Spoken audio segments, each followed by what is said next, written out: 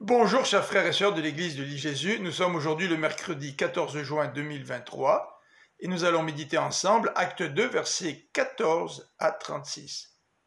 Hier, nous avons lu le texte qui décrit cette effusion du Saint-Esprit qui permet aux disciples de parler dans des langues étrangères.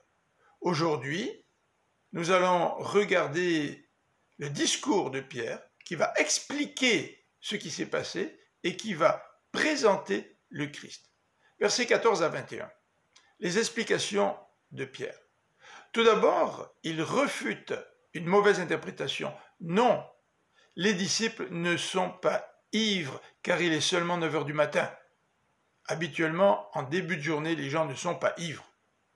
L'effusion du Saint-Esprit, dit Pierre, est l'accomplissement des temps messianiques, et en particulier du texte de Joël chapitre 3, versets 1 à 5.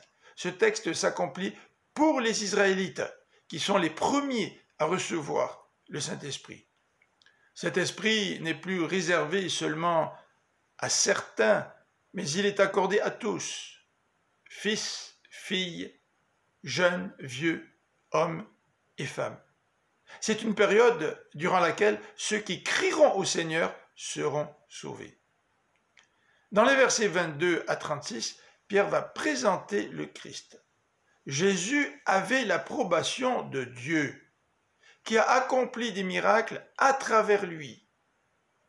C'est Dieu qui a livré Jésus entre vos mains, dit Pierre, et c'est vous qui l'avez fait crucifier, mais Dieu l'a ressuscité. C'est lui, ce Jésus, dont David a parlé dans le psaume 16, versets 8 à 11. David avait entrevu à l'avance la résurrection du Christ.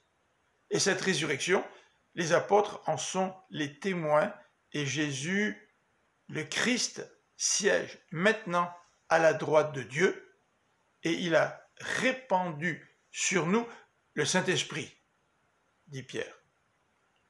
Le verset 36 nous présente le résumé du discours de Pierre. Tout Israël doit savoir avec certitude que Dieu a fait Seigneur et Messie, ce Jésus que vous avez crucifié.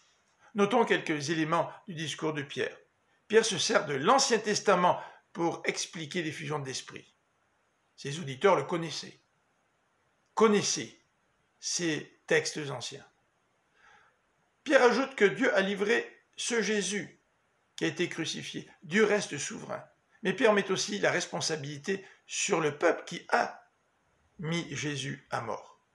Mais Dieu l'a ressuscité d'entre les morts, comme prédit dans le psaume 16. Il l'a fait asseoir à sa droite. Jésus-Christ est donc Seigneur. Il est donc possible aujourd'hui d'être sauvé si nous crions à lui. As-tu déjà crié à Dieu pour que Dieu te sauve? Fasse de toi une nouvelle créature? Si ce n'est pas le cas, je t'invite à crier à lui jusqu'à ce que par sa grâce, le Seigneur réponde à ta prière. Bonne fin de journée.